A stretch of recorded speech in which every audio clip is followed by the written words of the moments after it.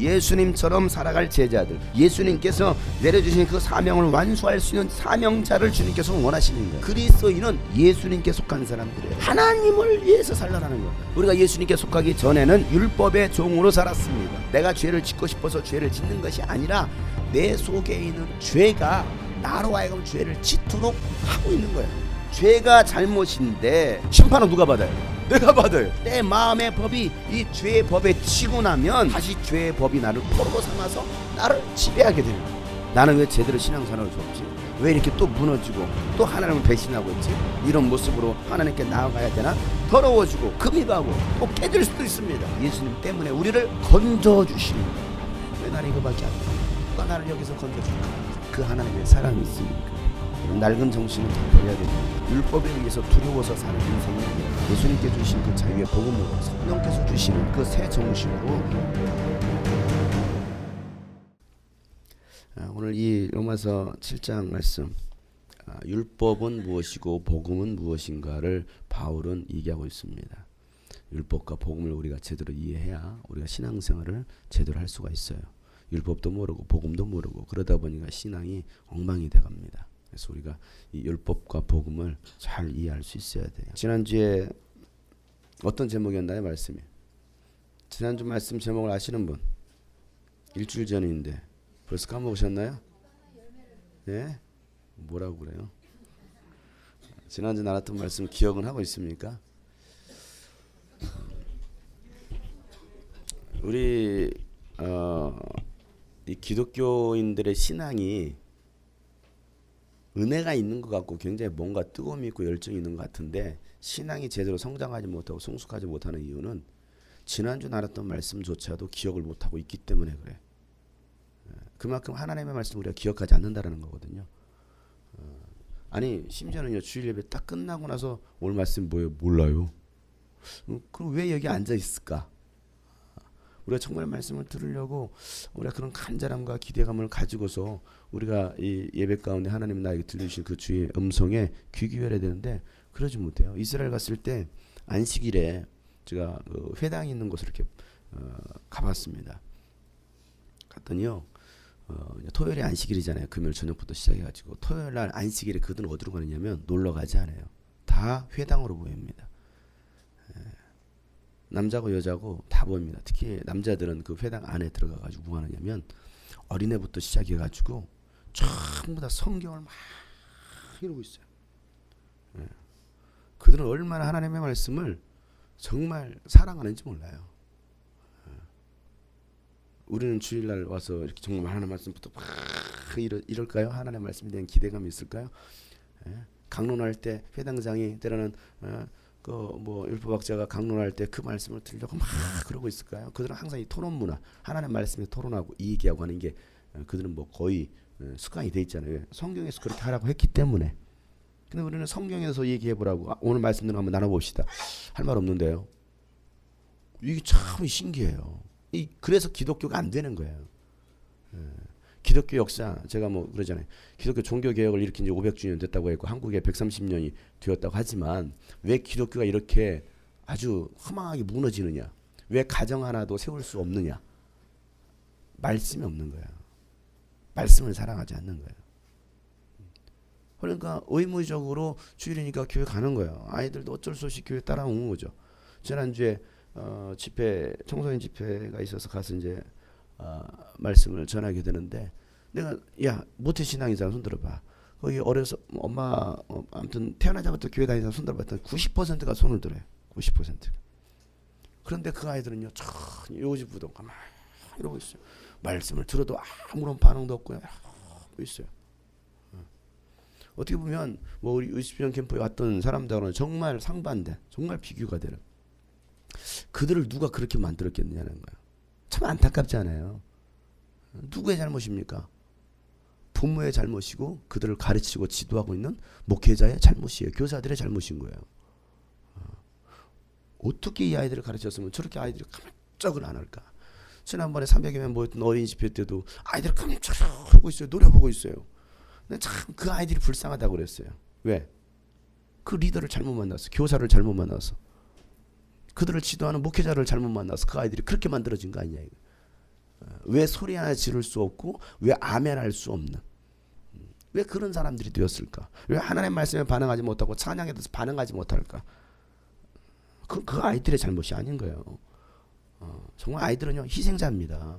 우리나라에 대한민국에 살고 있는 이 청소년들, 어린이들 다 희생자예요. 어른들의 잘못으로 이렇게 된 거예요.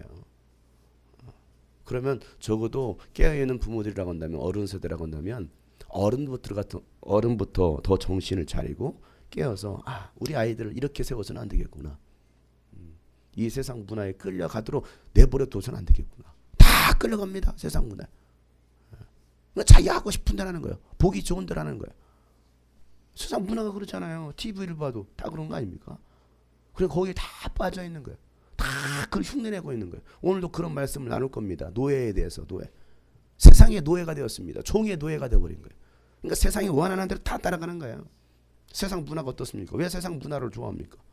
그렇게 여러분을 종으로 삼아버렸거든요. 그러니까 그렇게 안 하면 안 되는 거예요. 시대가 그렇게 되었으니까. 그러면 적어도 우리 정말 그리스도인이라고 한다면, 내가 예수를 믿는 예수의 제자로 살기를 원한다고 한다면 세상과는 정반대의 삶을 살아가야 되는 겁니다. 어떻게 보면 왕따 당할 수도 있습니다. 꼭 그렇게 살아야 되나? 너무 극단적으로 신앙생활하는 거 아니야? 여러분 지금 극단적으로 신앙생활을 해야만이 살아남습니다. 여러분 왜 이슬람은, 무슬림들은 극단적으로 그렇게 살아갑니까? 왜 유대인들은 극단적으로 살아갑니까? 그러니까 그들은 그들의 종교를 지금까지 수천 년이 지나도 이어가는 거예요. 근데 왜 기독교는 유럽에서 무너지고 미국에서 무너지고 한국에서 무너지고 왜 이렇게 무너졌습니까? 극단적이지가 않은 거예요. 적어도 초대교회 성도들은 극단적인 신앙생활을 했습니다. 왜? 예수 외에는 구원이 없거든요. 예수가 아니면 안 되거든요. 예수만이 그리스도이십니다. 그들은 고백하기 때문에 그들은 극단적으로 막 사자밥이 되어도 살이 찢겨져 나가도 목배임을 당해도 톱으로 켜는 그런 고통이 있어도 그들은 극단적으로 했어요. 오늘날 한국 기독교인들은 극단적으로 할까요? 어제 뉴스 특보에 인천공항에 폭발물로 의심되는 그런 그것이 공항에 발견되었다. 그래가지고 이제 뉴스 속보에 뜨더라고요. 그러고 보니까 아랍어로 된 경고 문구가 써 있었다는 거예요. 대한민국 안전하지 않습니다. 대한민국 안전하지 않아요. 우리가 정말 신앙에 대해서 그만큼 극단적으로 해야 되는데 신앙에 대해서는 굉장히 적당히 타협합니다. 교회 생활 적당히 타협해 줍니다. 그러면서 우리는 이 정도 하면 잘하고 있는 거 아닐까, 이 정도면 그냥 좀 갈 수 있는 거 아닐까, 막연하게 그렇게 생각하고 막연한 믿음을 가지고 있는 거예요.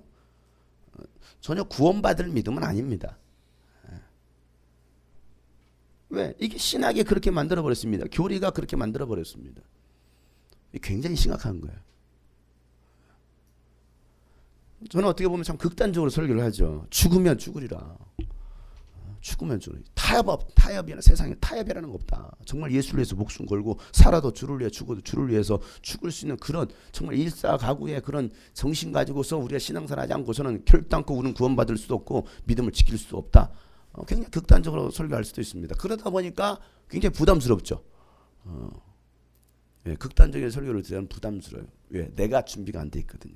내가 그런 사람이 되어 있지 않거든요. 그 무슬림인 그 IS 거기에 들어가는 그 요원들 보면은 어린아이들도 있습니다. 그런데 그들은요 그 사상교육을 얼마나 철저히 받는지 적지를 향해서 자살 폭탄을 몸에 딱 쥐고서 들어가는 거예요. 왜? 나는 죽으면 내가 천국 가고 우리 가족도 다 천국 간다는 믿음을 그들은 심어준 거예요. 잘못된 교리를 심어준 거죠. 그리고 내가 죽으면 우리 가족 3대 4대가 그냥 보장이 되는 거예요. 내가 이 알라를 위해서 죽으면 내가 자살 폭탄 테러를 일으켜서 내가 죽더라도 나를 위해서 천국에서 수많은 예쁜 여자들이 다 기다리고 있다는 그 잘못된 교리를 심어줬거든요. 천국에서 그렇게 보상을 받는데 우리 형제들이요. 이 땅에 여자도 없는데 어떻게 무슬림으로 가시겠습니까? 이슬람으로 가시겠습니까? 그런데도 그들은요 그렇게 거기에 그런 잘못된 교리에 아주 매혹이 되고 또 미혹이 돼서 목숨까지도 그들은 바치잖아요. 그런데 오늘날 기독교는 그런 신앙이 없는 거예요. 그런 신앙이 그냥 적당히 주일날 와서 예배 드려주는 것만으로 우리는 만족하고 있지 않은가. 이건 정말 잘못된 거예요. 초대교회 성도들은 그렇게 하지 않았습니다. 예수님도 그렇게 하지 않았어요. 그러니까 초대교회 성도들은 예수님께서 어떻게 하시는가를 그대로 보고 그대로 따라한 사람들이기 때문에. 그런데 이게 시대가 흐르면서 로마 가톨릭이 기독교를 종교로 만들면서 예수 신앙을 종교로 만들면서 이제 완전히 다 무너지고 말아버렸어요.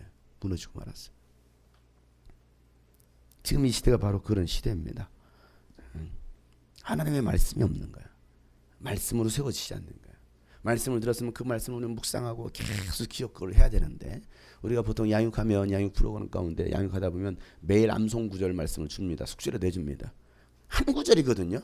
한 절이거든요. 그것도 암송을 못해요. 그것도 안 해옵니다. 자, 우리 암송 구절 외워봅시다. 다 서로 눈치 보고 있어요. 아니면 교재 보고 있습니다. 왜 교재에 써 있거든요. 안 되는 거예요. 안 돼요.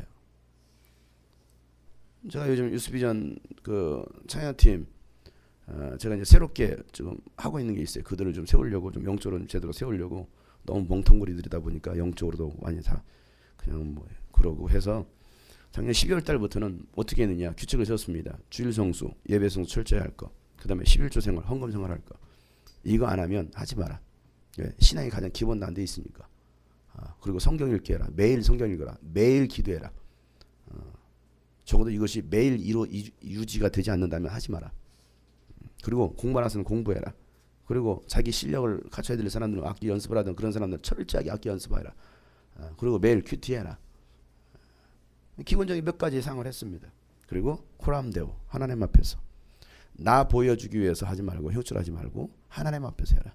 왜? 신앙은 나를 위해서, 다른 사람을 위해서 하는 것이 아니고 하나님 앞에서, 하나님을 위하여. 오늘 말씀입니다. 하나님을 위하여 열매를 맺으라는 말씀이 있죠. 하나님을 위해서 하는 거야. 저에게 잘 보이려고 하지 마세요. 자꾸 사람들 눈치 보고 그러다 보니까 신앙이 그냥 비유 맞추는 신앙이 돼버렸어요. 비유 맞추려고 하지 마세요. 그래서 여기에서 엄격하게 하지 않으면 적어도 한 달 매일 점검을 할 때 이걸 모두가 다 공개합니다. 다 보게 했어요. 서로 봐라 이거지. 이 사람 이렇게 이 모양이네. 서로 보라 이거지. 그리고 거기에서 적어도 2주 이상 이게 지켜지지 않는다. 그만두라. 하지 마라. 다음 예배 차수에 설 자격이 없다.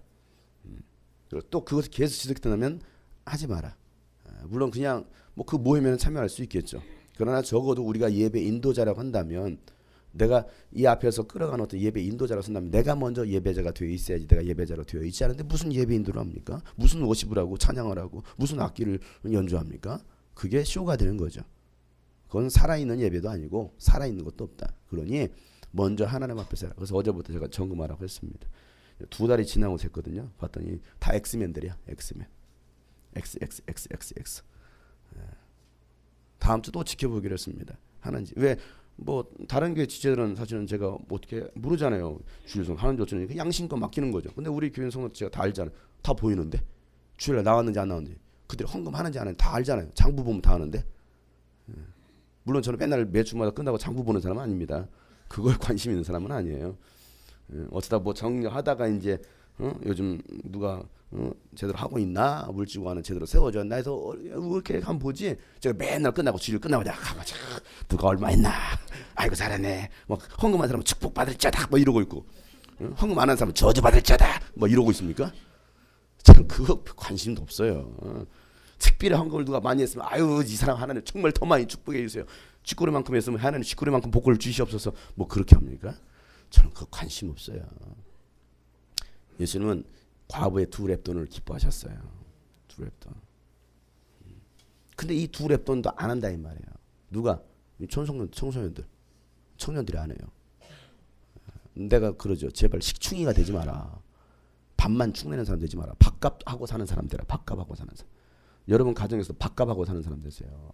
부모가 맨날 학원비만 내주고 맨날 엄마 뭐 사줘 뭐 사 용돈 줘 맨날 용돈만 뜯어가는 그런 식충이 되지 말고 등골 브레이커 돼가지고 말이야. 그런 사람들 되지 말고 제발 인간답게 살기 위해서 밥값할 수 있는 사람이 돼야 되지 않겠는가. 우리 청소년들한테 하는 소리입니다. 근데 가장 기본이 돼야 될 그것도 안 하고 있어요. 그것도 안 하고 있어요. 그런 신앙이 제대로 세워지지 않는 거예요. 그러니 얼렁뚱땅 대충 설렁설렁 그렇게 신앙생활하는 겁니다. 그러다가 이제 뭐 하면 그러다가 뭐 합니까? 튕겨져 나가는 거예요. 쓰러지는 거예요. 무너지는 거예요. 왜? 기초를 제대로 세우지 않았으니까, 말씀의 반석에 세우지 않았으니까.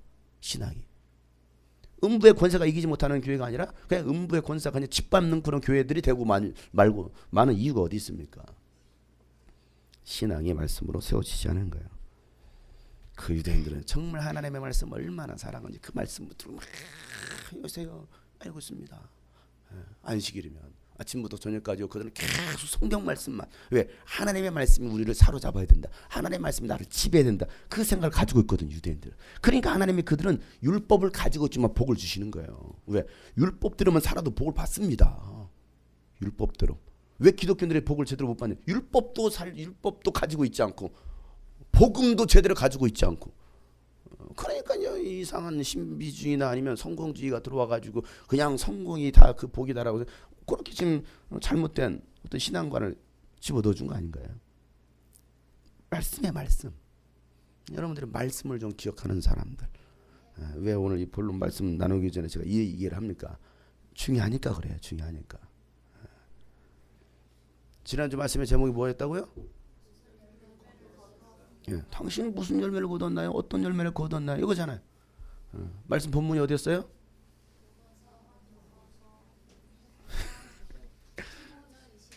우리 계속 로마서 강의하고 있으니까 오늘 7장 1절부터 했으니까 당연히 6장 했겠죠. 몇 절인지 기억 안 나는데 6장만 해도 반절은 맞잖아요. 로마서 6장에 있는 말씀. 그 말씀 가지고 우리가 당신은 어떤 열매를 거두었습니까? 라는 제목으로 말씀을 나눴잖아요. 그래서 예수님이 하셨던 말씀, 좋은 열매를 맺기 위해서는 뭐가 되어라? 좋은 나무가 돼야 된다. 좋은 나무가 되지 않고서는 결단코 좋은 열매를 맺을 수 없다라고 말씀하셨어요. 하나님께서는 우리를 나무로 심으신 것은 관상용으로 심으신 것이 아니고 과실용으로 심으셨어요. 관상용이 있고 과실용이 있습니다.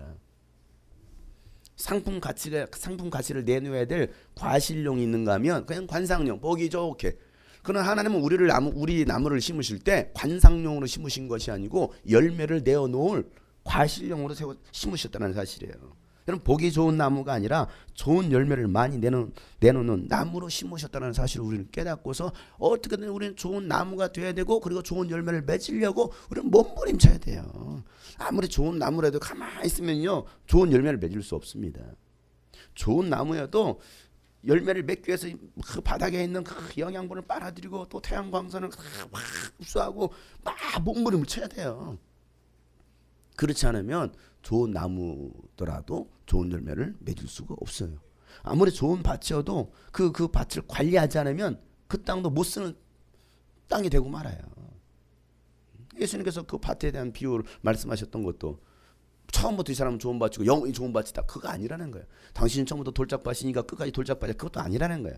우리 안에는 그 돌들을 다 제거하고 가시덤불이 있으면 그 가시들을 다 제거하고 좋은 밭으로 일구면 우리는 좋은 그 밭에서 좋은 열매를 30배, 60배, 100배 거둘 수 있다는 거죠. 그러니까 내가 해야 될 일이 있어요. 너희들은 묵은 땅을 뭐하라고 말합니까? 기경하라는 거예요. 묵은 땅을 갈아엎으라는 거예요. 그게 농부가 할 일입니다. 그냥 땅 가만 놔두지 않습니다. 같은 우리는 막 그 묵은 땅을 기경하려고 갈아엎으려고 몸부림치는 거예요. 어렸을 때 그 아버지가 맨날 일 시키면 삽 들고 가가지고 그 땅 괭이로 막 하고 하거든요. 얼마나 이게 힘든지 모르. 땅은 돌덩이에요. 땅이요 돌덩어리. 땅 하면 튕겨 나갑니다. 근데 그걸 하는 거예요. 그러면 힘을 줘서 막 긁어냅니다. 그냥 천천히 이렇게 한다고 파지는 거 아니에요. 막 힘을 쓰고 삽도 막 하다가 잘못하면 부러지고 막 이래요. 그 정도로 굳은 땅. 우리 심령이 그러지 않아요. 그 아이들 얼마나 굳어있던지요. 제가 막 소리를 질러댔어요. 3시간 동안. 제가 지금 목이 갔잖아요. 돌아오지 않네요. 소리를 지른 이유. 제가 왜 소리를 지를까요? 내가 소리를 질러야 그나마 이들이 움직여서 소리를 지르거든요. 그잖아요. 제가 시범을 보이지 않으면 그들은 따라하지 않습니다. 여러분 큰 소리로 주여 한번 해보세요. 주여 이러지. 그러나 실제로 저 쫙 하면은 놀래가. 그러고 나서 그래 나도 한번 소리 질러보자 하자마자 쫙 하는 거예요. 왜 이렇게 작습니까? 더 크게 합니까? 하면서 내가 또 더 크게 막 하면 그들은 그래 내가 이게 못하면 더 크게 지르는 거예요. 애들이고 어린이고 청소년이고. 왜? 제가 앞에 시범을 보여주니까 그렇게 되잖아요. 그러니까 그 굳은 땅을 갈아엎는다라는 것이 사실은 결코 쉬운 일이 아닙니다. 그럼에도 불구하고 우리는 그게 고생스러워도 힘들어도 뭐 해야 됩니까? 해야 되는 거예요. 우리 옆에 사람 이렇게 한번 격려합시다. 굳은 땅을 갈아엎읍시다. 갈아엎으셔야 돼요. 갈아엎으셔야 돼요. 갈아엎지 않으면 하나님께서 그를 고쳐 쓰실 수가 없습니다. 우리는 어떻게든 갈아엎으려고 막 몸부림을 쳐야 돼요. 몸부림을 쳐야 돼요. 근데 요즘 이제 소리를 지르더니 그래서 이제 좀 몸살이 막 나는 것 같아요. 한 달 내막 이게 소리 지르고 다녔더니 몸이 지금 푸석하고 막 이제 몸살, 우리 성도들 다 몸살 감기에 뭐 쓰러지고 2주 동안 막 병원 닌겔받고 이러고 계신 분들 계신다고 하는데 아유, 그 영적 기운이 저한테 왔는지 기운이 없어요. 지금 다리가 후들후들 막 떨리기도 하고 막. 그런데 저는 건강합니다. 기분 나쁜가 봐요. 제가 건강해야 된다니까 기분이 별로 안 좋은가 봐요. 그럼 제가 맨날 비리비리해가지고 주사만 여러분 오늘 하나님께서 주시는 말씀 그래서 되겠습니까? 그러니까 또 그냥 목은 갔어도 목도 같이 얼굴도 같이 뭐 갈 대로 다 가고 왜 이렇게 좋아해? 박신이 목소리가 제일 큰데? 죄를 또 전가시키는 거 봐. 누가 하와의 딸 아니라 그럴까 봐. 참. 우리는 어떻게든 좋은 열매를 맺어야 됩니다. 아멘. 우리 옆에 사람 다시 한번 축복합시다. 좋은 열매를 맺읍시다. 좋은 열매를 맺어야 돼. 여러분 예수님께서 12 제자를 부르신 이유 그들을 멋있는 경호원으로 세우시려고 부르신 것이 아니잖아요. 예수님한테 야 12명 따라라 뭐 경호원 이게 아니잖아요. 근데 그 그림 속에 봤을 때 그 예수님의 제자들은 약간 자기 자신 스스로가 경호원으로 착각하는 사람들이 있었어요. 그러니까 어린아이들을 데리고 갔던 그 부모는 애들은 가라 막 화를 내면서 저리가 이러고 돌아다녔어요. 자기들이 뭐 예수님 보호하는 그런 경호원 착각하는 거예요. 이게 잘못된 거거든요. 예수님은 그들을 경호원으로 세우신 것이 아니고 또 얼굴마다 뭐 세운 게 아니에요. 모델로 세운 것도 아니었습니다. 예수님과 똑같은 능력을 가지고 복음을 증거해서 잃어버린 영혼을 찾아 구원하게 하시려고 제자들을 불렀고 그들을 또 세상으로 보내시는 거예요. 이게 예수님께서 제자를 부르신 이유고 저와 여러분을 부르신 이유예요. 그래서 마태복음 10장에 보면 1절부터 보면 예수님께서 그 제자들을 부르시면서 이런 능력을 주시죠. 예수께서 12 제자를 부르셔서 더러운 귀신을 제어할 수 있는 권능을 주셨어요. 뭘 제어할 수 있는? 더러운 귀신을 제어할 수 있는 권능을 주셨습니다. 그리고 또 더러운 귀신을 쫓아내고 온갖 질병과 온갖 허약한 것을 고치게 하셨다라고 말하고 있습니다. 누구에게 이 권능을 주셨다고요? 12 제자. 오늘 저와 여러분에게 이 동일한 능력을 주심을 믿으시기 바랍니다. 여러분들은 더러운 귀신을 제어할 능력이 여러분 안에 있다는 사실을 깨달으셔야 돼요. 귀신에게 지배당하는 사람이 아니라 귀신에게 농락당하는 사람이 아니라 귀신이 여러분을 공격하고 쓰러뜨리려고 할 때 예수 이름으로 귀신아 가라 할 수 있어야 돼요. 그렇지 않으면 귀신에게 또 사로잡히는 거예요. 귀신에게. 한번 오른쪽 주먹 주시고 뭔가 좀 여러분 몽롱한 것 같아요. 왜 몽롱한지는 모르겠지만 약간 몽롱한 것 같으니까 제가 몽롱해서 그런가? 아무튼 예수 이름으로 귀신아 가라 해봅시다. 두 번만 시작.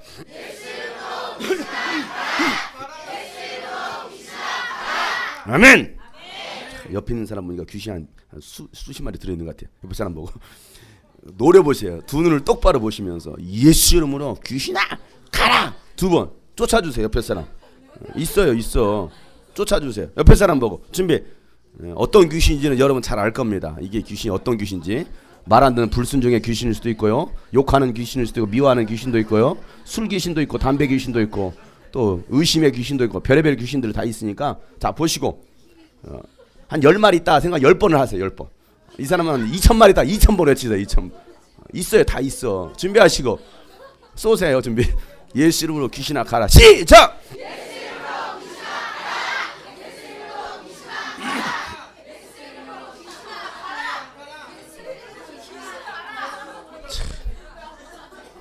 가라고 하니까 지금 가라고 하니까는 강구민 안 가려고 안 가 뭐 이러고 있잖아 지금. 내가 왜 가 이러고 있잖아. 쫓아버려야 된대. 어깨가 무겁습니까? 귀신이 이제는 목마 타고 있는 거야 지금. 딱 귀신이 목마 타고 있어. 어깨가 막 아파. 아유. 제가 좀 약간 어깨가 좀 아파요. 귀신을 내어 쫓아야지. 그 귀신을 제어할 능력을 주셨고 모든 병과 모든 약한 것을 고치는 능력을 주셨다고 주님 말씀하십니다. 이 12제자가 주신 능력이 여러분에게 있음을 믿으시길 바랍니다. 그래서 마가복음 16장에 보면 17절에 뭐 믿는 자들은 이러한 표적이 있다라니 너희가 내 이름으로 귀신을 쫓아내며 새 방언을 말하며 뱀을 집으며 무슨 독을 마시지 해를 받지 않으며 병든 자에게 손을 얹은 영 나으리라. 이 말씀을 기록하고 있죠. 그리고 마지막 절은 뭐냐면 주께서 함께 역사 그들이 나가서 복음을 전파하니까 주께서 함께 역사하사 그 따르는 표적으로 그 능력으로 말씀을 확실히 증거했다라고 말하고 있습니다. 이게 초대교회 성도들이었고 그들이 제자입니다. 그럼 여러분 무능력한 제자의 삶을 살지 마시고 정말 능력 있는 그리스도의 제자의 삶을 사시길 바랍니다. 나에게는 예수님의 능력이 있다. 시작. 나에게는 예수님의 세 번 시키지도 않았는데 알아서 3-4번을 하시네. 나에게는 예수님의 권세가 있다. 시작.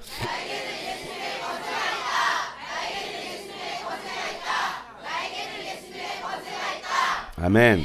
그래서 여러분 능력 있는 삶을 사시길 바랍니다. 그래서 5절부터 보면 예수님께서 이들 12를 내보내실 때 그들에게 이렇게 명령하시죠. 이방 사람의 길로도 가지 말고 또 사마리아 사람들의 고을로도 들어가지 말고 오히려 길 잃은 양떼인 이스라엘 백성으로 가라는 거예요. 길 잃어버린 양떼들에게 가라는 겁니다. 이게 제자들을 보내신 이유예요. 우리를 보내신 이유입니다. 길 잃어버린 양떼들 방황하는 거예요. 어디로 가야 될지 어떻게 살아야 될지 무엇을 위해 살아야 될지 모르는 수많은 인생들이 있습니다. 그들 인생들 가운데 가서 이 길로 돌아오라는 여기로 돌아와 여기로 돌아와 여기로 돌아와 주께로 돌아오라고 우리는 그들을 잃어버린 양들을 찾아와야 될 사명이 나에게 있다는 사실이에요. 그러면서 하늘나라가 가까이 왔다. 천국이 가까이 왔다. 예수님의 재림이 가까이 왔다. 임박했다. 세상 종말이 임박했다라고 우리는 말할 수 있어야 됩니다. 그런데 나 스스로도 그걸 인지하지 못하고 있으니 어떻게 이 말을 할 수 있겠습니까?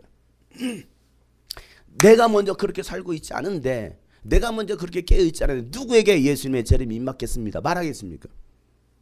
여러분이 정말 이 재림의 신앙을 가지고 살아간다고 한다면 정신이 바짝 들 거예요. 그리고 사람들을 볼 때마다 마지막 때입니다. 지금 그렇게 살 때 아닙니다. 이렇게 말하지 않겠습니까? 그런데 나조차도 그런 생각이 없으니 그냥 막연하게 직장생활하고 학교생활하고 가정생활하고 그냥 살아가는 거예요. 오늘 또 하루 주어진 시간 또 그렇게 살아가는 거예요. 하나님 나라가 가까이 왔다라고 선포하라는 것은요. 그걸 인지하고 있는 거예요. 정말 마지막 때구나. 주님 오실 날이 멀지 않았구나. 그걸 알기 때문에 우리가 정신을 차리고 나에게 주어진 삶 속에서 그 현장 속에서 최선을 삶을 사는 거예요. 그렇다고 모든 거 다 대팽개치고 기도원으로 들어가라는 거 아닙니다. 흰 소복 입고 며칠 후 뭐 참 세상 이거 하라는 소리가 아니에요. 하나님 흰 소복 입고 하나님의 나팔 소리 정리 막 그거 하라는 종말론에 빠지라는 소리가 아니죠. 앓는 사람을 고쳐주고 보면 교회도 앓는 소리 하는 사람 앓는 소리 하는 사람 있어요.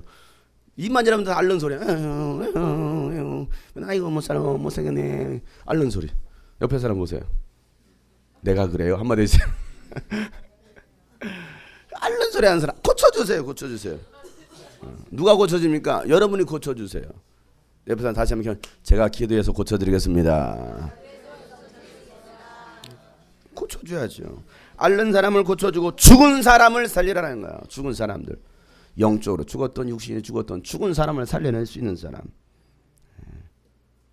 일어나라 달리다구 선포할 수 있어야죠. 죽어버렸으니까 끔찍 안 하잖아요. 움직이지 못하잖아요. 기도하라고도 이따 먹었어요. 왜? 죽어있거든요. 반응하지 못하는 거예요. 나병 환자를 깨끗게 하고 귀신을 쫓아내되 너희가 거저 받았으니 우리가 뭐 얻어서 뭐 내가 노력해서 얻은 거 아니잖아요. 그냥 예수 믿었던 예수님께 나에게 그냥 거저 주셨잖아요. 이 권세와 능력을 주셨잖아요. 그러니 거저 주신 그 능력 가지고서 이제는 거저 나눠 주라는 거예요. 열매를 거두시려고 12제자를 부르시고 그들을 삶으로 훈련시키신 것이지 폼생폰사로 나는 예수님의 12제자 나는 기독교인이야 그렇게 살다가 가라고 부르신 것이 아니었습니다. 아니 이 땅에 종교인이 부족해서 또 다른 종류의 종교를 만들려고 예수님께서 그 12제자를 또 부르신 것도 아닙니다. 오늘날 기독교인들도 마찬가지죠. 수많은 종교가 있습니다. 그럼에도 불구하고 하나님께서 우리를 또 다른 바리새인으로 만드시려고 우리를 부르신 것이 아니라는 사실이에요. 그런 삶이 아니죠. 예수님처럼 살아갈 제자들, 예수님께서 내려주신 그 사명을 완수할 수 있는 사명자를 주님께서 원하시는 거예요. 바울은 이런 자의 삶을 오늘 말씀처럼 뭐라면 하나님을 위하여서 열매를 맺으라는 말은 하나님을 위하여서. 자, 오늘 4절 말씀 큰 소리를 읽겠습니다. 시작. 나의 형제 자매 여러분, 그러므로 여러분도 그리스도의 몸으로 말미암아 율법에 대해서는 죽임을 당했습니다. 그래서 여러분은 다른 분 곧 죽은 사람들 가운데서 살아나신 그분에게 속하게 되었습니다. 그것은 우리가 하나님을 위하여 열매를 맺게 하기 위함입니다. 우리가 누구에게 속했습니까? 바로 예수님께 속했다라는 거예요. 그분에게 속했다라는 것입니다. 그리스도인은 예수님께 속한 사람들이에요. 예수님께 속했으니 이제는 무엇을 위해서 살라는 거예요? 하나님을 위해서 살라는 거예요.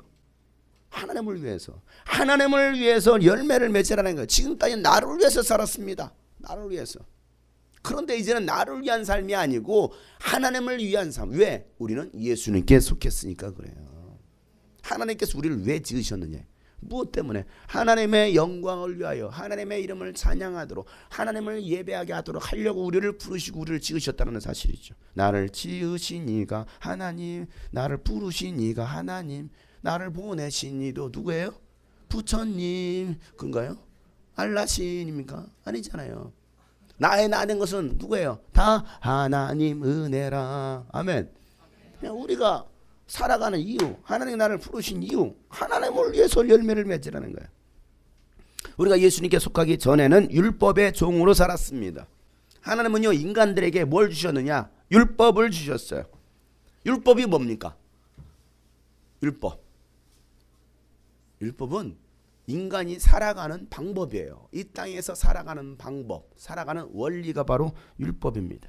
인간에게 최초로 주셨던 율법이 뭡니까? 선악을 알게 하는 나무의 실과를 따먹지 마라. 이게 인간에게 처음 주셨던 율법입니다. 왜?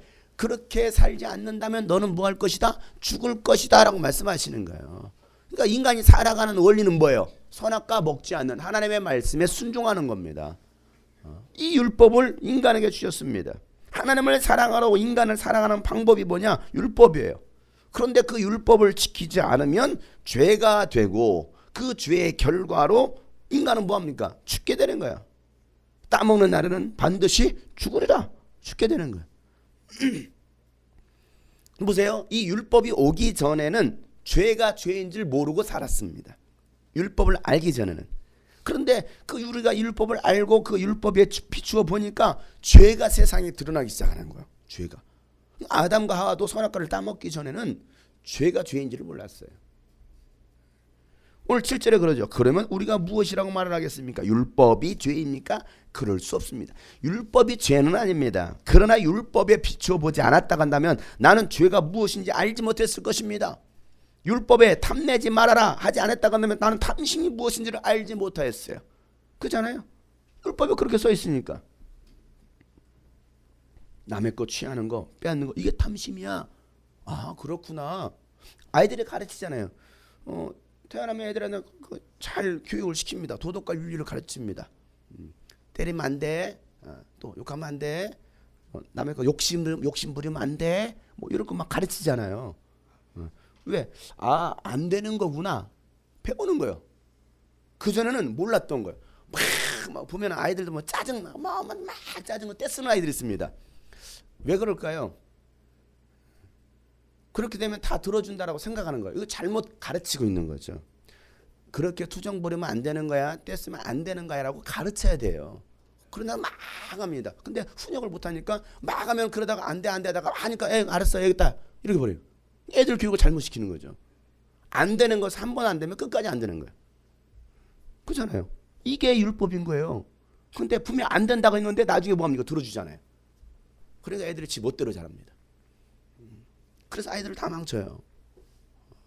안 되면 안 되는 거예요. 끝까지. 하나님 말씀 바뀌는 게 아닙니다. 하나님 말씀이 안 된다고 했으면 끝까지 안 되는 것이고 된다 했으면 끝까지 되는 거예요. 그러니까 그런 교육을 받았기 때문에 율법을 들었기 때문에 아 이게 죄구나를 알게 된 거예요. 그렇잖아요. 우리가 하나님의 말씀을 모른다면 무엇이 죄인지도 모르고 살아갈 것입니다. 그런데 하나님의 말씀을 들었잖아요. 여러분들 지금도 말씀을 듣고 있잖아요.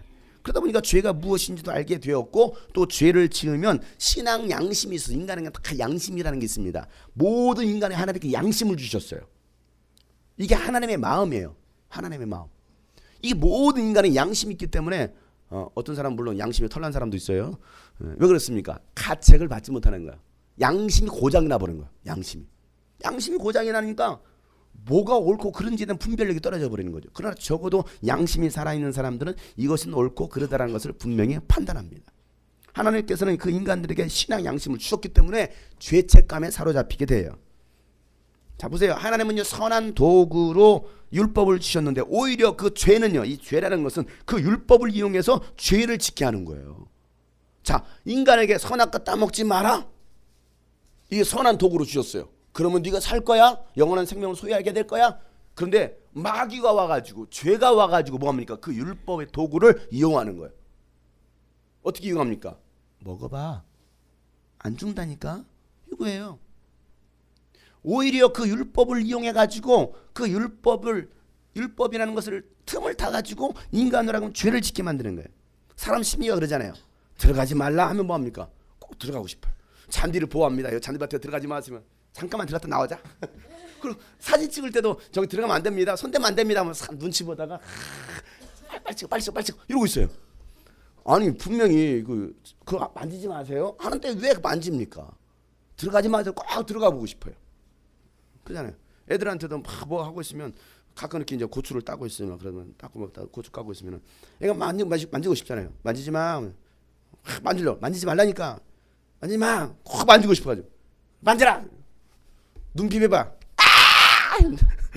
난리를 치죠. 왜? 말 안 들으니까. 애들 특히 위험한 저 장난 중에 하나 뭡니까? 젓가락 가지고서 콘서트 구멍에다 찌르는 거. 돼지 코에다 찌르는 거. 이 애들이 참 조심해야 되는 거잖아요. 한결이가 어렸을 때 한 3살인가 2살 때 한 3살 됐을 겁니다. 근데 얘가 막 손가락 막 집어들려고 그래. 얘가 하지 마. 그 위험해. 하지 마. 그랬더니 막 하다가 어느 순간 얘가 젓가락을 들고 와가지고 우리가 안 본 사이에 눈치 보다가 집어넣었어요. 젓가락을 집어넣는데 뻥 터진 거야. 그래 얘가 튕겨 나갔어. 그래 그들이 얘가 똑똑해졌나 봐요. 번개 맞으면 둘 중에 하나잖아요. 멍청해지든지 똑똑해지든지. 얘가 이 전기를 먹었어. 전기 충격. 자, 그 뒤로 손가락 집어넣어. 아니야. 집어넣으라니까. 싫어. 손 갖다 일부러 넣습니다. 집어넣으라니까. 싫어. 웁니다. 왜? 경험해봤거든. 하지 말라고 할 때 하지 말았어야지. 왜 우리는 하지 말라는 꼭 하고 나서 후회합니까? 이게 뭐예요? 이게 죄성이라는 거예요. 죄성. 하나님 하지 말라고 하는데 죄가 우리를 그렇게 유혹하는 거야. 자꾸 찔러봐.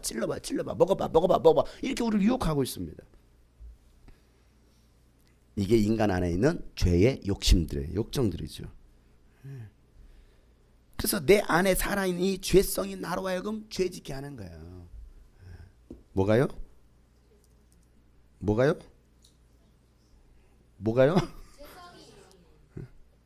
내 안에는 뭐가? 내 안에는 죄가. 그래서 성경에 보면요, 요한일서 2장 16절에 보면 세상에 있는 모든 것 곧 육체의 욕망과 눈의 욕망들 있잖아요. 눈의 욕망. 더 예뻐지고 싶은, 특히 이제 남자들도 그러지만 여자들도 더 예뻐지고 싶어가지고 막 뭐든지 막 하잖아요. 막 해보기도 하고 막 수술도 하고 막 눈 쌍꺼풀 만들어 보기도 하고 뭐든 예뻐 보이려고. 물론 예뻐 보기를 포기한 사람들도 몇 명 있긴 하지만 그래 어쨌든 남자들도 많잖아. 남자들도 사실 그 머리가 그 머리인데 똑같은데 남자는 깎아놔도 뭐 이렇게 넘좀 예뻐 보이려고 하고 있어요. 그러니까 눈으로 보여지는 눈의 욕망, 또 세상 살림에 대한 자랑거리. 이게 뭡니까? 이번에 내가 50평짜리 아파트를 샀어. 내가 이번에 좋은 차를 샀어. 이번에 고급 외제 승용차를 샀고 뭐하고 이번에 이거 양쪽 여는 문냉장고 열을 이거 샀어. 이거 뭐 많이 있잖아요. 이거 보면 세상 살림살이에 대한 자랑. 이번에 우리 아들이 상장을 받아서 민결이가 상장을 받았는데 인사 잘한다고 상장 받았어. 아무나 다 주는 건데 막 자랑하고 돌아다니는 거예요. 세상 살림살이. 내 자식이 뭐 성공했어, 뭐했어. 이게 뭡니까? 자랑하고 싶은. 그런데 이 모든 것들은 하늘 아버지에서 온 것이 아니고 세상에서 왔다라고 말하고 있습니다. 세상으로부터 왔다라는 거예요. 인간의 욕심은. 그래서 오늘 이거 로마서 7장 8절부터 11절 말씀을 읽어볼까요? 다 같이 시작. 그러나 저는 이 계명을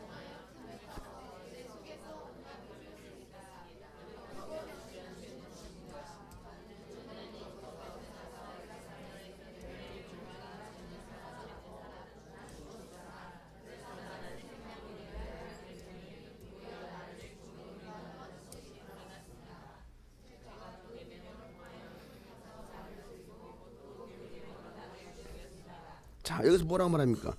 죄는 이 계명을 통하여 틈을 탔다라는 거예요.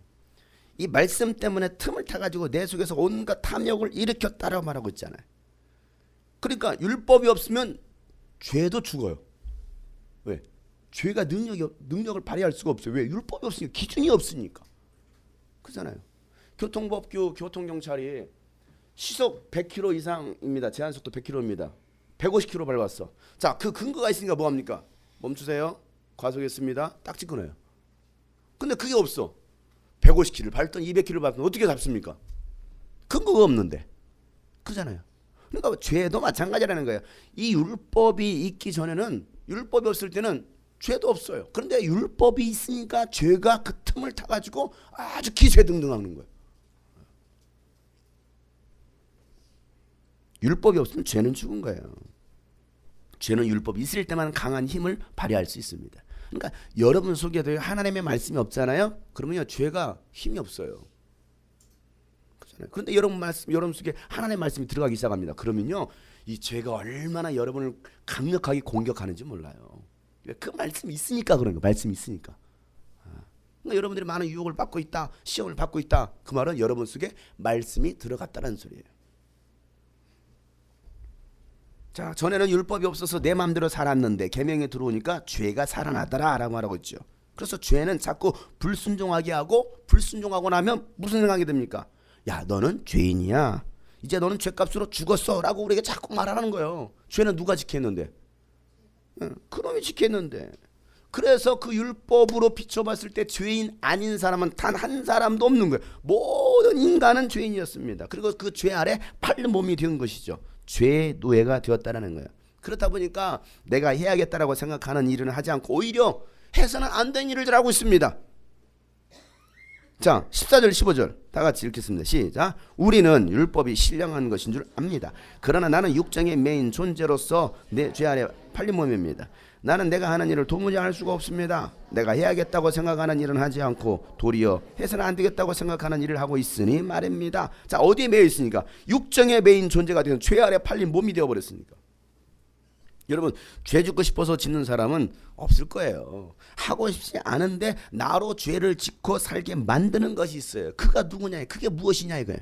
그게 바로 오늘 성경에서는 죄다라고 했어요. 내가 죄를 짓는 것이 아니고, 내가 죄를 짓고 싶어서 죄를 짓는 것이 아니라 내 속에 있는 죄가 나로 하여금 죄를 짓도록 하고 있는 거예요.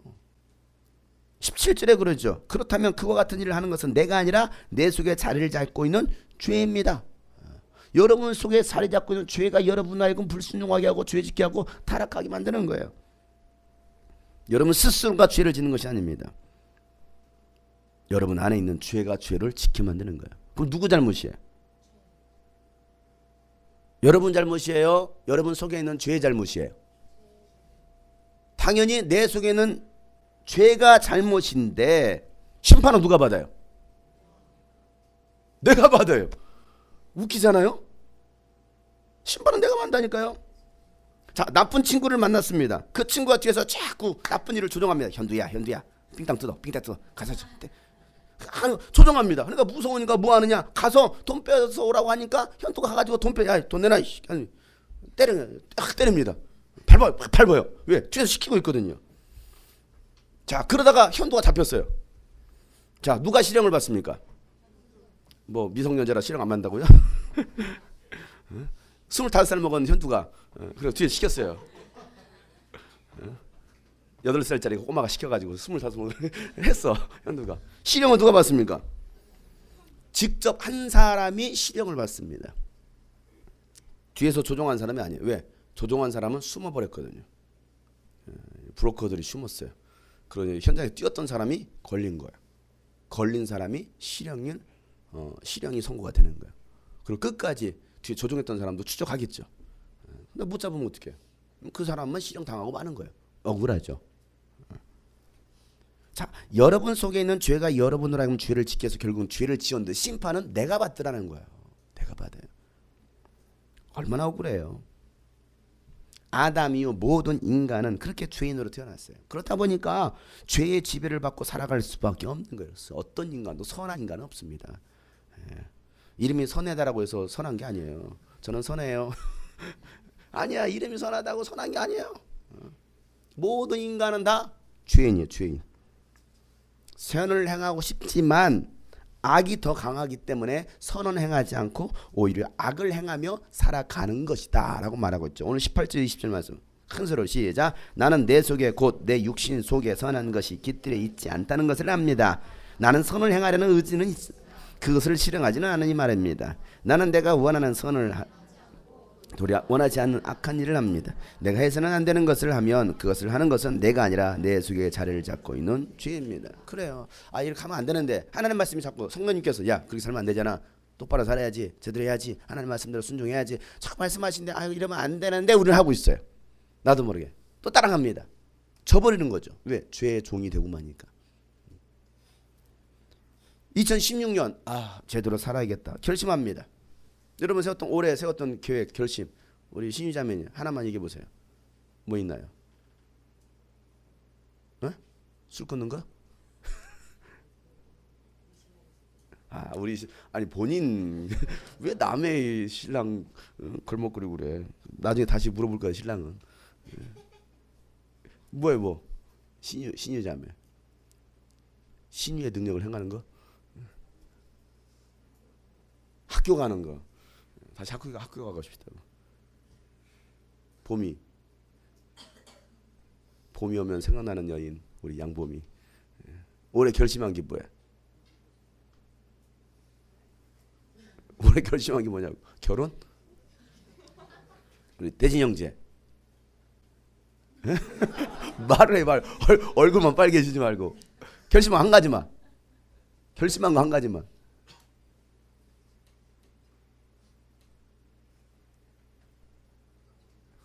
없다고요? 결심한 게 없다고요? 결심한 게 없으면 또 그냥 그렇게 살겠지. 그러면 그냥 결심한 게 있을 텐데 없어요? 하나님 안에서 잘 사는 거. 하나님 안에서 잘 사는 게 뭘까요? 믿는 사람 말하더라고. 우리 이기성 형제님 결심한 거. 딱지를 끊지. 딱지치기 하지 말자. 딱지를 끊지 말자. 결심하잖아요. 나름대로 다 결심하잖아요. 결심 안 하고 사는 사람이 있습니까? 왜? 너도 뭐 하고 싶어서? 결심한 게 뭐야? 결심하는 게 여자친구가 있습니다. 여자친구가 생겼으면 좋겠다. 이거 결심했대. 결혼해야겠네. 결혼식 하겠네. 올해 이제 우리 이기성 현재님 장모회장님이 축하드립니다. 결심을 했대요. 결혼하기로 결심을 했대요. 올해 결심한 거. 술도 끊어야겠다. 담배도 끊고 게임도 끊고 도박도 끊고 먹는 것도 조절해서 좀 다이어트 좀 이번에 성공해야겠다. 또 성경도 읽고 기도도 하고 또 예배생활 또 셀모님도 열심히 참여하겠다. 또 11주도 하고 전도도 하고 또 부모님께 순종도 하고 또 공부도 열심히 하겠다. 올해만큼은 한번 제대로 살아야겠다라고 결심했는데 오늘은 벌써 1월 마지막 날입니다. 내일은 2월 1일이에요. 벌써 2016년도 결심한 지 한 달이 다 지나가고 있습니다. 어떻게 여러분 결심한 대로 잘 되고 있습니까? 잘 살고 있습니까? 다들 그냥 침묵으로 그냥 마시는데 잘 살고 있어야 되잖아요. 1월 한 달인데 계획한 대로 생각한 대로 잘 되고 있지 않다고 한다면 이유가 뭐냐 이거예요. 이유가 뭘까? 내 안에 있는 죄가 그렇게 살게 하는 거예요. 내 안에 죄가 살아서 미워하고 내 안에 죄가 살아 있어가지고 그래서 인간의 마음에는 두 마음이 있다라는 거예요. 두 마음. 선을 행하려는 마음과 그렇게 살지 못하게 하는 마음. 악이 있다.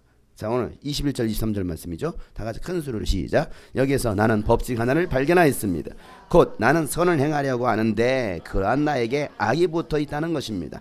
나는 속사람으로는 하나님의 법을 즐거워하나 내 지체는 다른 법이 있어서 내 마음의 법과 맞서서 싸우며 내 지체 있는 주의 법에 나를 포로로 만드는 것을 봅니다. 그래요. 우리 속사람으로는 하나님의 말씀을 즐거워할 겁니다. 여러분들이 하나님을 기쁘시게 하고 또 하나님의 말씀에 순종했다는 마음을 갖습니다.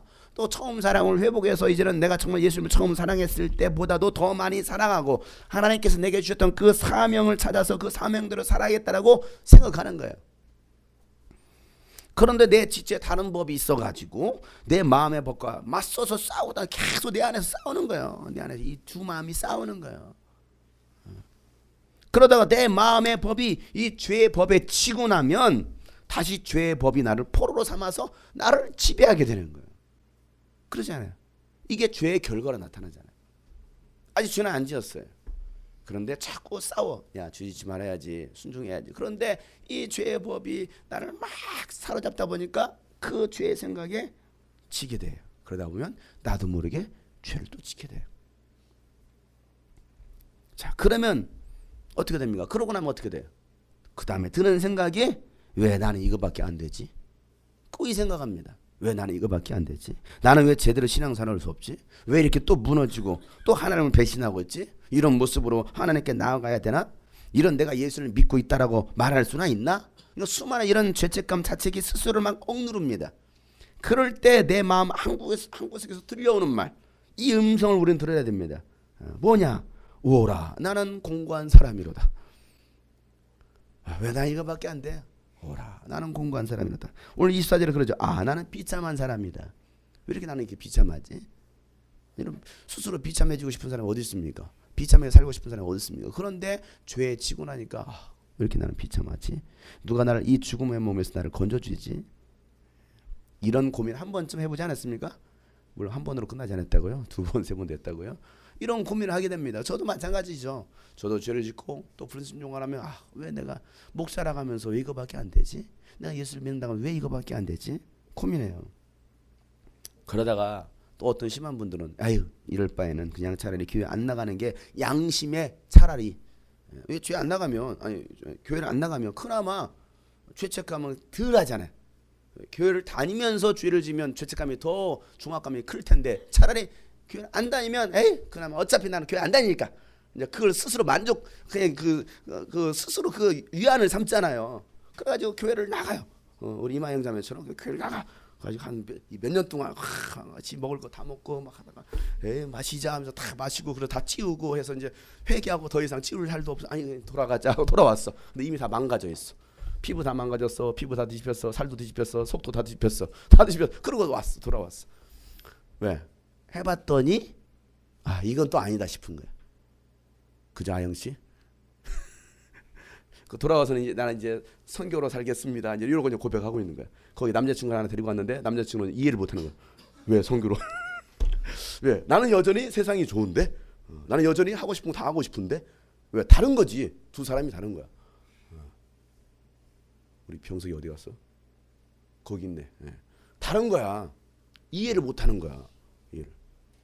하나님을 알지 못하고 하나님을 만나지 못하는 사람은 하나님을 만난 사람을 이해를 못합니다.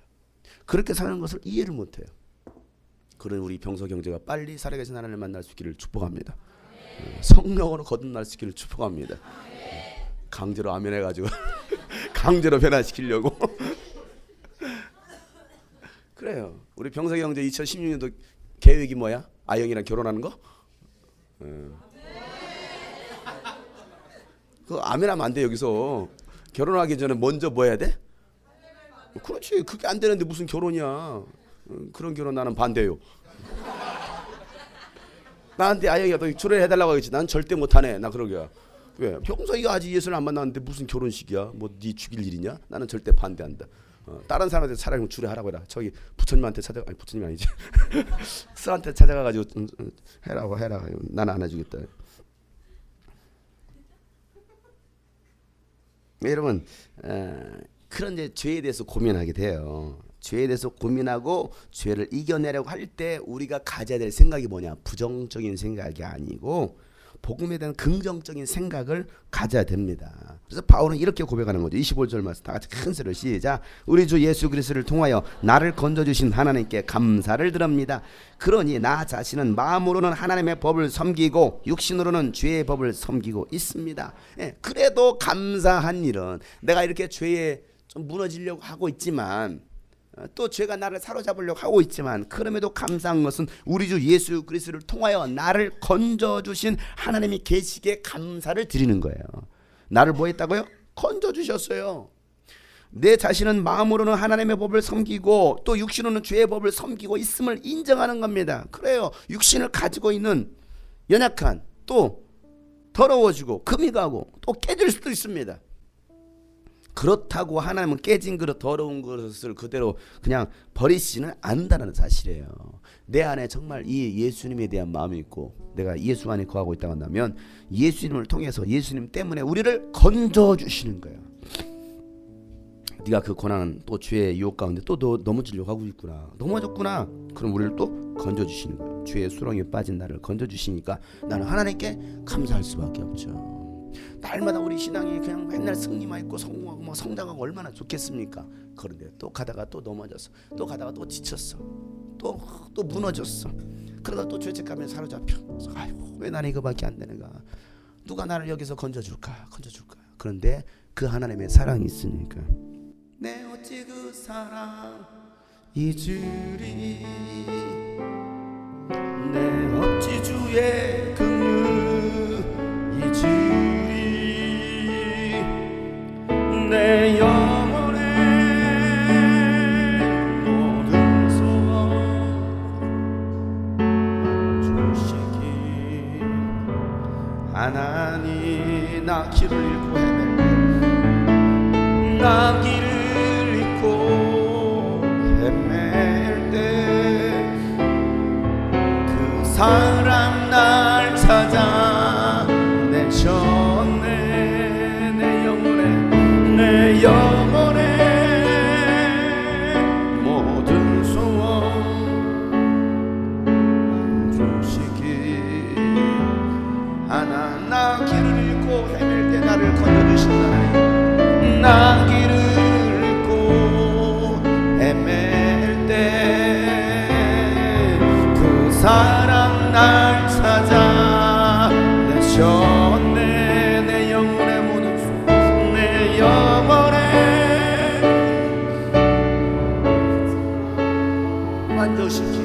만족시키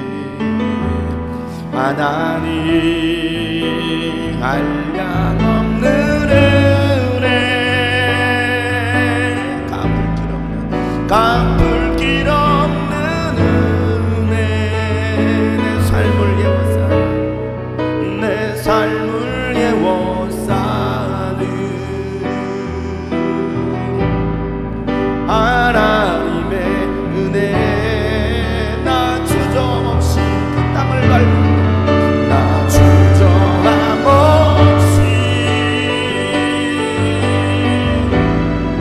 그 땅을 밟음도 나를 붙드시는 하나님의 은혜 나를 붙드시 그 하나님의 은혜 때문에 우리는 감사할 수 있습니다. 우리를 건져주시는 하나님의 다시 한번 그 하나님의 그 사랑을 생각하면서 한량없는 그 사랑 한량없는 은혜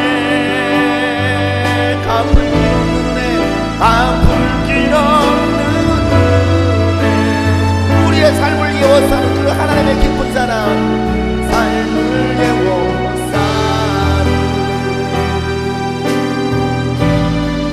하나님의 그런 때문에 우리는 감사할 수가 있습니다.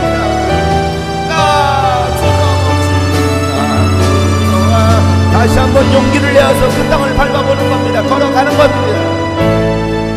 그 땅을 밟음도 나를 붙드시는 하나님의 나를 붙드 그 수렁의 소리를 건져주시는 하나님 감사합니다. 하나님의 나를 건져주시는 나를 건져주시는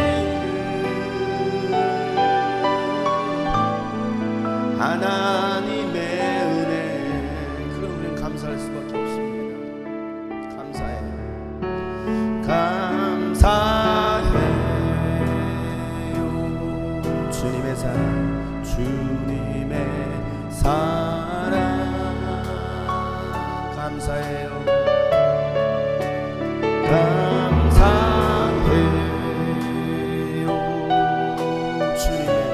주님의 은혜 다시 한번 감사해요 주님의 사랑 감사해요 주님의 사랑 감사해요 주님의 은혜 감사해 오늘 바울이 이와 같이 고백합니다. 그럼에도 불구하고 감사합니다. 주님의 은혜 목소리 높여 주님을 영원히 찬양합니다.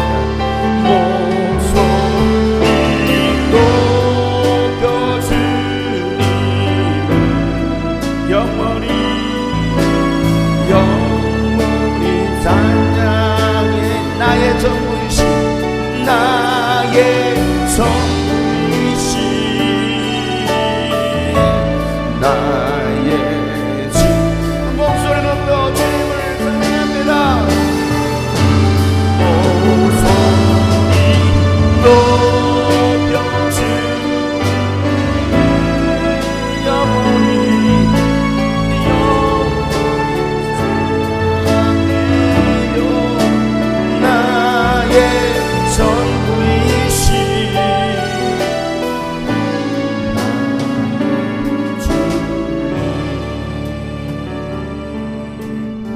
여러분 그 주님의 사랑이 우리를 붙들고 계신다는 사실이에요. 그 사랑이 우리를 하여금 다시 한번 호흡하게 합니다. 다시 숨쉬게 합니다. 다시 일어설 수 있는 용기를 갖는 것도 하나님의 그 변함없는 사랑이 있기 때문에 가능한 거예요. 여러분 지난 한 주 어떠셨습니까? 저도 많이 힘들었습니다. 마음에 참 많은 무기력감과 또 내 마음에 낙심이 막 찾아오기 시작했어요. 그런데 다시 하나님의 그 은혜를 붙드는 거예요. 아휴, 이렇게 내게 낙심이 찾아오지. 낙심하지 말아야 되는데, 낙심하지 말아야 되는데. 왜? 내 모습을 보니까 왜 이거밖에 되지 않지? 그럼에도 불구하고 주님께서 내가 너를 사랑한다라고 말씀하시고 죄로 인해서 죽을 수밖에 없었던 우리, 또 죄의 노예로 자유함 없이 끌려다니며 살았던 우리를 예수님을 통해서 자유를 나에게 주셨다라고 말씀하셔요. 그리고 하나님을 위해서 이제는 열매를 맺고 살아라 라고 말씀하시죠. 이것이 하나님의 은혜이고 하나님의 사랑인 거예요. 그 하나님의 사랑이 나를 붙들기에 오늘도 내가 또 주님 앞에 그렇습니다. 주님이 나를 살게 하시네요. 주 사랑이 나를 숨쉬게 해. 세상 그 어떤 어려움 속에도 주 은혜로 나를 돌보시며 세상 끝날까지 지켜주시며 세상 끝날까지 지켜주시네. 주 사랑이 나를 숨쉬게 주 사랑이 나를 숨쉬게 해.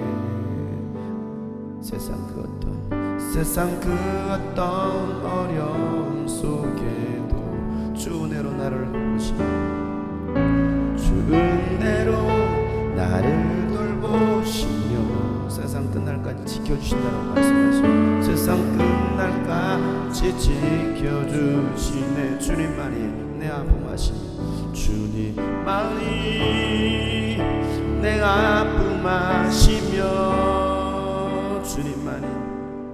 주님만이 내 맘 어루만지네. 어느 누구도 나를 향하신 주님의 사랑을 끊을 수 없네. 주님의 사랑을 끊을 수 없네. 주님만이 내 능력이시며 내 능력이시며 주님만이 나의 구원이시네. 어느 누구도 나를 향하신 나를 향하신 주님의 사랑을 끊을 수 없네. 주님의 사랑을 끊을 수 없네. 주 사랑이 나를 이끄시네. 주 주 사랑이 나를 이끄시네.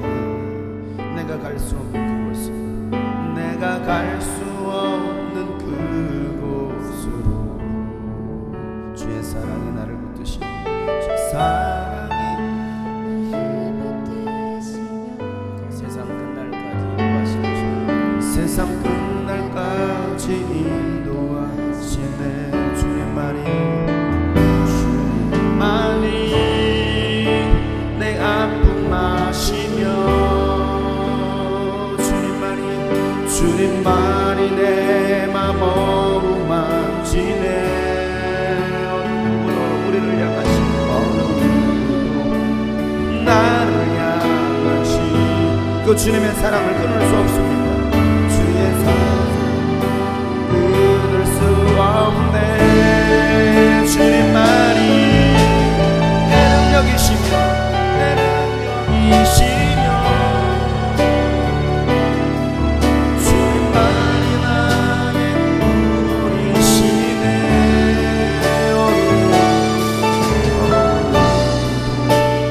나를 향하신 주님의 사랑을 끊을 수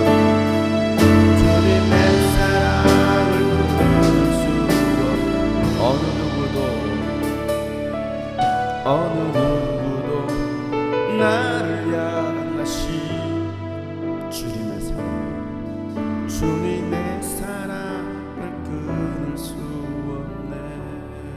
오늘 바울은 바로 그와 같은 고백을 합니다. 내 마음, 내 안에서 두 마음이 싸우고 있지만 내가 주의 종으로 또 눌려 살고 있지만 오라 공고한 사람이로다. 누가 나를 이 사망의 몸에서 건져주랴. 그럼에도 감사한 것은 예수님 때문에 하나님이 나를 건져주시니 그럼에도 내가 감사합니다라고 했던 이 고백. 사랑하는 성도 여러분, 이제 우리가 어떻게 살아가는 것이 맞겠습니까? 어떻게 살아야 좋은 나무가 되어서 좋은 열매를 맺을 수 있습니까? 율법에 의한 이 낡은 정신으로 하나님을 섬기는 것이 아니라 성령께서 주시는 새 정신으로 하나님을 섬기는 거예요. 오늘 6절 말씀에 그러나 지금은 우리가 올감했던 것에 대하여 죽어서 율법에서 풀려났습니다. 우리는 자유함을 얻었습니다. 그래서 우리는 이제 문자의 열매인 낡은 정신으로 하나님을 섬기지 아니하고 성령이 주시는 새 정신으로 하나님을 섬깁니다 라고 오늘 고백하고 있는 거죠. 여러분, 낡은 정신은 다 버려야 됩니다. 율법에 의해서 두려워서 사는 인생이 아니라 예수님께 주신 그 자유의 복음으로 성령께서 주시는 그 새 정신으로 하나님을 사랑하고 하나님을 섬기는 거예요. 그들이 바로 구원받은 변화받은 그리스도인들이라는 사실입니다. 오늘 말씀을 여러분 기억합시다. 그리고 이 말씀 붙들고 우리가 기도할 때 하나님, 낡은 정신으로 살지 않게 해주십시오. 새 정신으로, 성령 안에서 새로운 정신으로 살기 원합니다. 복음 안에서 자유함을 누리며 살기 원합니다. 그래서 이제는 죄의 종로로 타지 아니하고 이제는 정말 의의 종이 되어서 성령의 종이 되어서 새 정신으로 살아가기를 원합니다. 오늘 말씀 붙들고 한번 다 같이 한번 다시 주 앞에 결단하며 기도합시다. 걸어가시면 오늘 말씀 기억하면서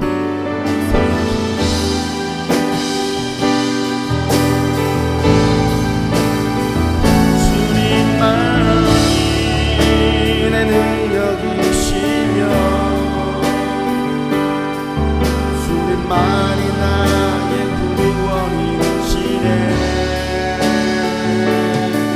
어느 누구도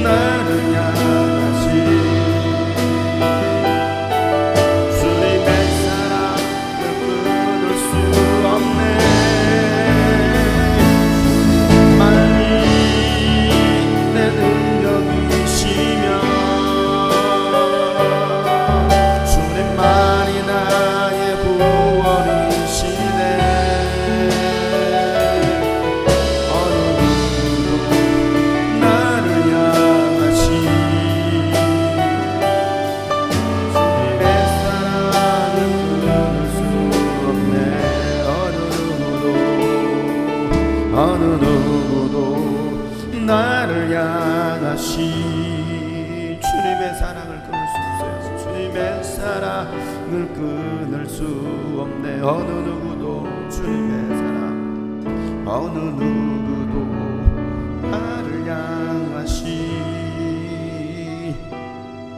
주님의 사랑을 끊을 수 없네.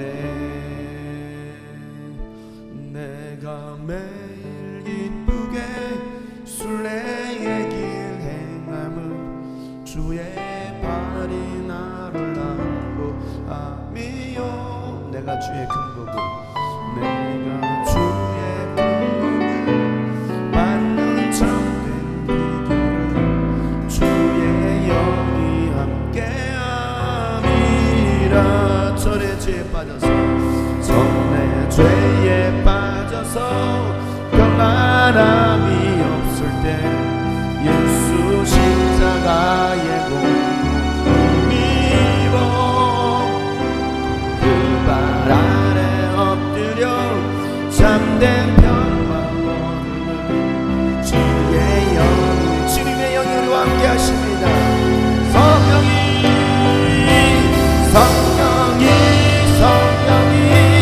계시네. 할렐루야 할렐루야.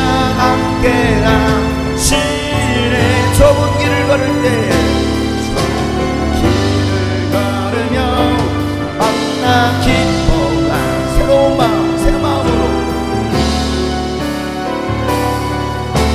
나와 함께 하시고 모든 염려하시니, 나와 함께 하시고 모든 염려하시니 나는 숲의 새와 같이 기쁘다.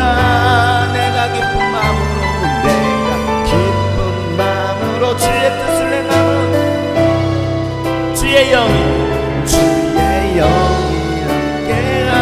세상 모든 욕망과 나의 모든 정욕은, 세상 모든 욕망과 나의 모든 정, 십자가의 이미 모습 박았네. 어두운 밤이 지나고 무거운 일 벗으니, 어두운 밤이 지나고 무거운 짐과 주님의 영이, 주의 영이 함께하니. 성령이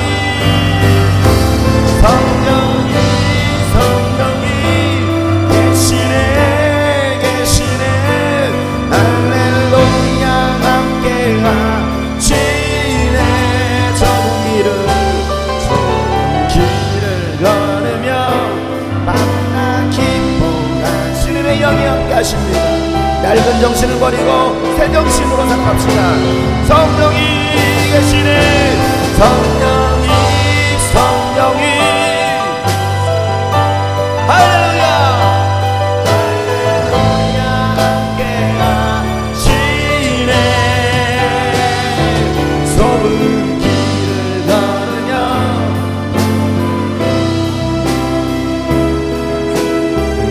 여러분 좁은 길을 걷더라도 여러분 기뻐합시다.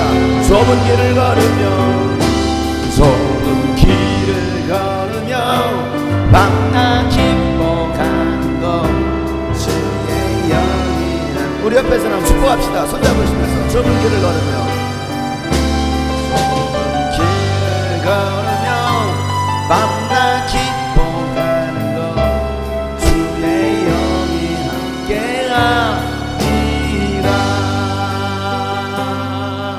하나님, 우리가 이제 낡은 정신을 버리고 새 정신으로, 성령께서 주시는 새 정신으로 복음으로 살아가는 자유한 하나님의 사람들 되게 하여 주시옵소서. 죄의 종으로 타지 않게 하시고 더 이상 죄에 얽매이지 아니하고 정말 진리 안에서 복음 안에서 자유함을 얻을 수 있는 우리 모든 성도들 되게 하여 주시옵소서. 주님의 사랑이 우리를 건져주시니 그러기에 우리가 다시 한번 하나님께 감사합니다라고 고백할 수 있는 저희들 되게 하심을 감사합니다. 한 주간도 주님의 은혜로 저희들을 붙들어 주시고 또 주의 말씀이 저희들을 사로잡아 주시옵소서.